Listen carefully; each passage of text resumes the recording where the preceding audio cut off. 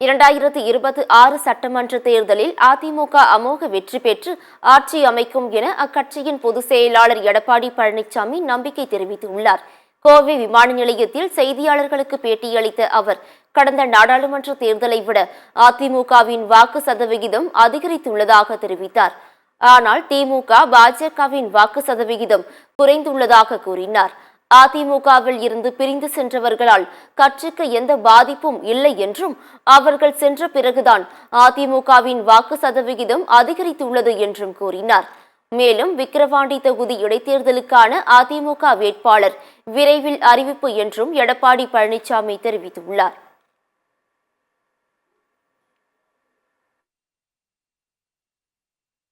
இந்த நாடாளுமன்ற தொகுதிக்கு உட்பட்ட அனைத்து சட்டமன்ற தொகுதியிலும் அனைத்து இந்திய அண்ணா திராவிட முன்னேற்றங்களும் அந்த கூட்டணி தான் வெற்றி பெற்றது. ஆக இந்த நாடாளுமன்ற தேர்தல் சட்டமன்ற தேர்தலுக்கும் மக்கள் வெவ்வேறு விதமாகத்தான் முடிவு செய்கிறாங்க.